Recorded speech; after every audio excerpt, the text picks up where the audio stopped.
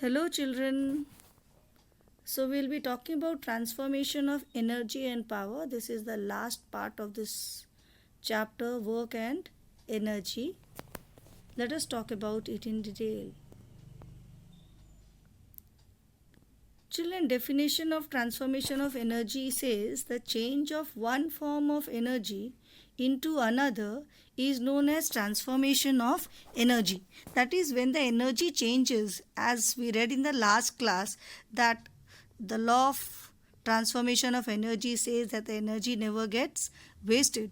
That means what is happening to the energy? The energy, one type of energy is changing into another. So we are going to talk about that transformation.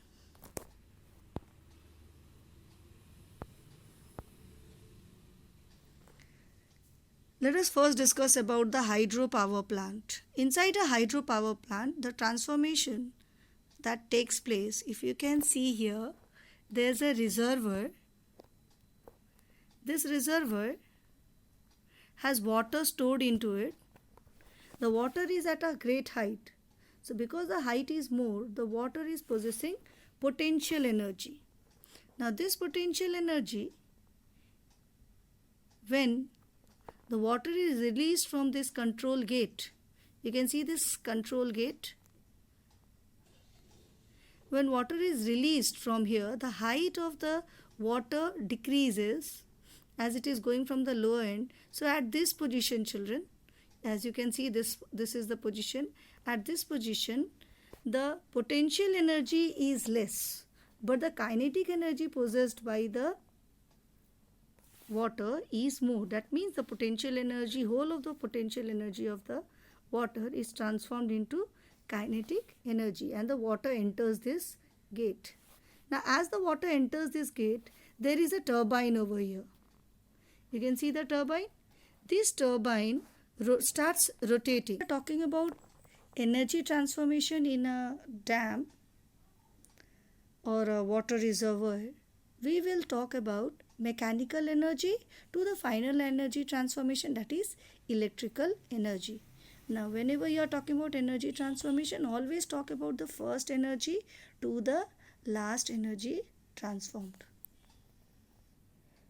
When the falling water makes the turbine rotate, the kinetic energy of the water is transformed to the turbine in the form of rotational kinetic energy, due to which it starts rotating. Now the turbine rotates the armature of the generator over here. So when the turbine rotated, the armature of the generator rotated, and when this generator starts rotating, the kinetic energy gets transformed into electrical energy by the generator. As you can see, this electrical energy is then connected to the power lines to supply electrical energy to different household or other works. Now let us talk about energy transformation taking place in a electric motor. Children, generally many children are getting confused between what is a generator and a motor. Now in a generator we were converting mechanical energy to electrical energy, but in a motor, as you can see, the motor is first connected to an electric supply, so it's electrical energy which is then in turn rotates the fan or washing machine or mixer grinder. These are certain examples of appliances at home which use electric motor. So as you can see over here, this is the electric supply, a symbolic way of showing that electricity is being supplied here, and you can see a small fan connected to the motor, and the fan is rotating just because electricity has been supplied to it. So children, this is a transformation from electrical energy to mechanical energy. So don't be confused. Now coming up to the next transformation that generally confuses you, that is a speaker and a mic. Now this is a microphone. As you can see the picture, it's a microphone. In this microphone we speak something. So when we speak, that is called sound energy, and that sound energy is transformed to electrical energy and passes through the wire. So here the energy transformation in a microphone is sound energy to electrical energy. We are talking about the few more transformations. in an electric toaster, the energy transformation is from electrical energy to heat energy. Then the food that we eat gives us chemical energy, and this chemical energy enables us to do work. So that can be said as mechanical energy. Last for our discussion today, it's not the last transformation. There are many more transformation that takes place, but we'll be talking about the last, that is solar panel. In a solar panel, the solar panel captures the sunlight. So sunlight, light energy, and this sunlight is then transformed into electrical energy. So in the solar panel, the energy conversion taking place is light energy to electrical energy. So let us now go to the next part of this chapter. Now coming up to the next physical quantity that we will be learning in this chapter, that is power. Power. The name power, as the moment you hear this, what comes to your mind, children? Yes, you start showing your muscles, isn't it? You feel like, what energy do I have? How much power can I apply on a certain thing? Or if you had your friend nearby, oh my God. Well, in physics, the power is defined in a different way. The power is the rate of doing work. As you can see, I have written it over here. The rate of doing work by the body is known as power. So, power, if you have to calculate mathematically, power is work done by the time taken. You divide work done by the body by the time taken to do that work. You get the power of that body. So, symbolically, power is written as capital P, work done W, and the time taken as T. So, we write P is equal to W by T. Now, from this formula, we get the formula for work done in terms of power. Work done is equal to power into time taken. Well, children, once we know the definition of power, let us talk about what the unit of power should be. Now, because work done by time taken, you know the SI unit of work done is joule, and the SI unit of time taken is second. So, the derived unit is joule per second. So, we derived the unit from the formula work by time, and the unit of power we got as joule per second. But the SI unit of power is watt. Children, whenever we write the unit in full form, it is always small letters all, but in symbolic way, because it is the name of a scientist, so we have the capital W. Now, 1 joule per second is equal to 1 watt. This is the relationship between the derived unit and the SI unit of power.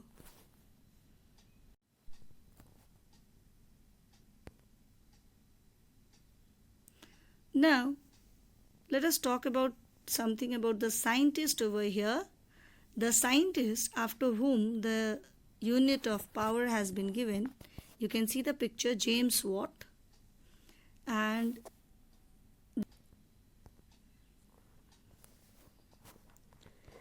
the definition of 1 watt is 1 watt of power is achieved when 1 joule of work is done or 1 joule of energy is transformed in a time of 1 second. So this is the definition of 1 watt. Therefore, we got 1 joule per second is equal to 1 watt. So when you calculate, it's easy for you to convert directly into whatever answer you got by dividing joule and second. Now, children, coming up to some of the inventions of James Watt. As you can see, there is a picture over here representing the steam engine, and some more you can see over here: Watt, steam engine, separate condenser. These are some list of inventions done by the scientists. So this is just for your general knowledge, nothing to worry about questions coming from here. Now, coming up to other units of power, we got the SI unit, but let us talk now about some other units of power. 1 joule is equal to 1 watt, that we already discussed.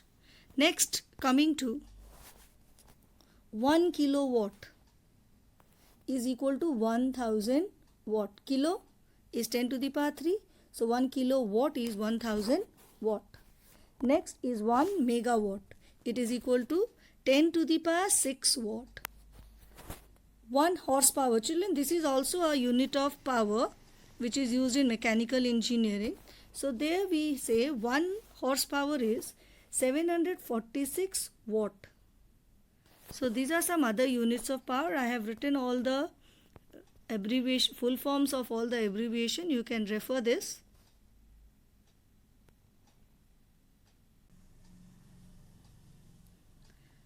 Now coming to factors affecting the power of a source.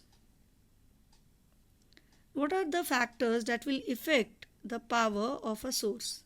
Number 1, the amount of work done by the source. Number 2, the time taken by the source to do the said work. So there are only 2 factors that actually affect the power.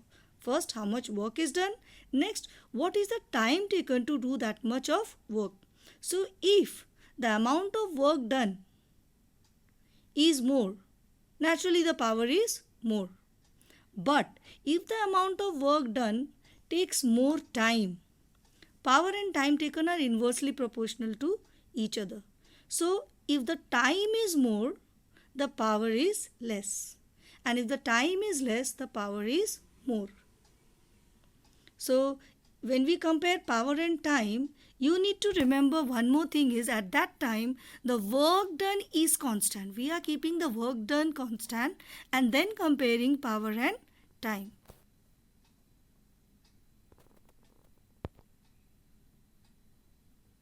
Now coming up to difference between energy and power. Now difference between energy and power, children, you can see energy, if you remember we had talked about it.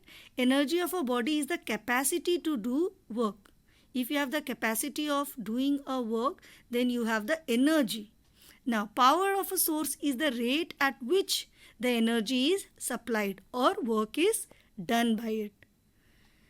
Second, energy spent does not depend on time. So when we do work, what is the time taken does not come in consideration in terms of energy. But when we talk about power, power depends on time in which the energy is spent. The SI unit of energy is joule and the SI unit of power is watt. So children, whenever you are writing the difference, do remember that the definition and the SI unit are the best way to differentiate between any two physical quantity.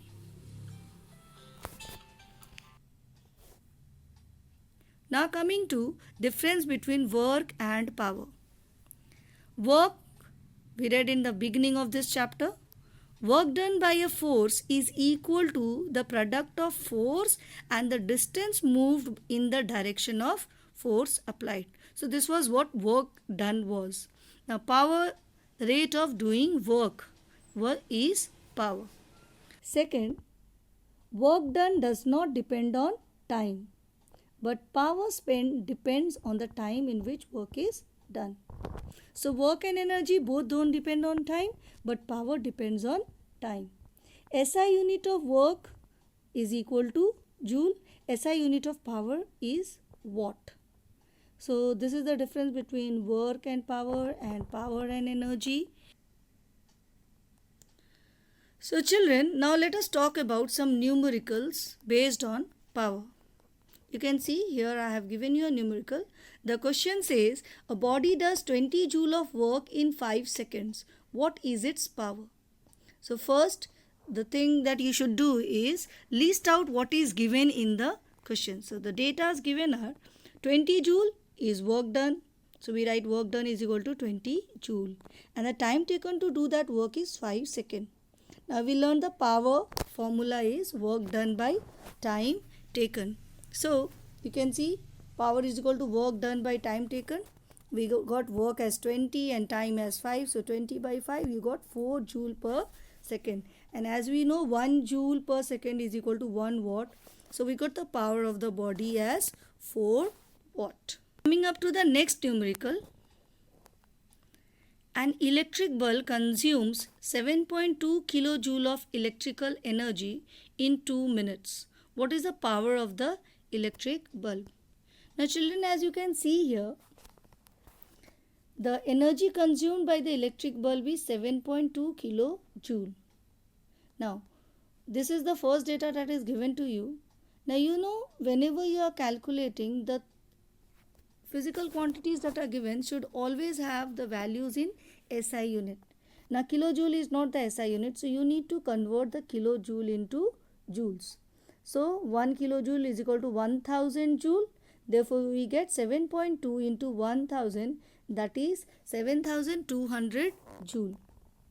Now similarly, here time taken is given in minutes and the SI unit of time is seconds. So we convert 1 minute is 60 seconds, so we get 120 seconds. So now we have converted the energy consumed and the time taken in SI unit. So we go for calculating the power. So now if you can see, power is equal to energy consumed by time taken. Energy consumed, yes, you can take energy consumed in place of work done because they both are the same. So work done is the amount of energy consumed. So we get 7200 joule by the time taken was 120 seconds. On cancellations, when you cancel out, you get 60 joule per second, that is equal to 60 watt. So power of the electric bulb is 60 watt. Now coming up to one more numerical. Here an electric heater of power 3 kilowatt. So here the power is given to you. Is used for 1 minute. Time is also given to you. Find the energy supplied by the heater. So first list out what is given to you. Power 3 kilowatt. Now you know SI unit of power is watt. So convert the kilo to watt. We got 1 kilowatt is equal to 1000 watt. So therefore we got power is equal to 3000 watt. Time taken 1 minute is equal to 60 seconds. So you got power as 3000, you got time as 60 seconds. So the relationship between power, work and time was power is equal to work by time. Therefore the work is equal to power into time. Now power 3000 watt into 60 seconds gives you 1,80,000 joule. So children, the energy supplied by the heater will be 1,80,000 joule. Now coming up to the last numerical of this lesson that I'll be working out for you, and then you have to do some for me. Well, let us read the last question. A pump is used to lift 100 kg of water from a well 60 meter deep in 20 seconds. If force of gravity of 1 kg is 10 Newton, find number A, work done by the pump, number B, potential energy stored in the water, power spent by the pump, power rating of the pump, state the assumption if any. So there are 4 bits in the question and you have to work out all the 4 bits. So first let us list out all that is given. So you are given with the mass as 100 kg, you are given the acceleration due to gravity as 10 Newton per kg, you are given the height as 60 meter, you are given the time as 20 seconds. So from the data given, we will go for finding out first the work done by the pump. The work done is equal to force into distance moved. Force is equal to 100 kg into 10 Newton per kg. Now you must be thinking how we got this formula. See children, it's about force is equal to mass into acceleration. So mass is given as 100 kg, acceleration is 10 Newton per kg. So we got 100 kg into 10 Newton per kg into the distance moved by the body was 60 meter. So on calculation we get 60,000 joule. So this is work done by the pump is equal to 60,000 joule. Next come to bit B, potential energy stored in the water. Now potential energy stored in the water is equal to, the formula was mgh. Now we know the mass 100 kg into, we know the acceleration due to gravity is 10 Newton per kg, into, we know the height is 60 meter. So we get potential energy is also equal to 60,000 joule. So our work done and the potential energy are the same. Well, coming up to power of the pump. Now power of the pump is equal to work done by the time taken. Work done we had got at 60,000 joule and the time taken was 20 seconds. Therefore, we divide the both, we get 3000 watt, or it is also written as 3 kilowatt. But children, you need not worry about converting this 1000 watt into kilowatt. If you simply give the answer as 3000 watt, it is as accurate and correct as writing 3 kilowatt. So in any of the form you give the answer, it's correct. Now coming to the last bit, that was power rating of the pump and the assumptions if any. So power rating of the pump is whatever is the power of the pump that we got in bit C, that is 3 kilowatt. Now what is the assumption that we have done here? The assumption done over here is the pump is 100% efficient. Now what do you mean by 100% efficient? Here we have assumed that the pump is not wasting any type of energy in any other thing. So no loss of energy takes place and all the energy is used by the pump. So therefore it's 100% efficient, we say. With this we come to the end of this chapter. Let us recapitulate all that we learned today. So in the beginning of the chapter we read about work. Work is equal to force into distance moved in the direction of the force applied. Then we learned about different types of energy. Potential energy equal to mgh, where m stands for mass, g stands for acceleration due to gravity and h stands for height. Then we learned about kinetic energy, that was equal to 1 by 2 mv square, where v is velocity.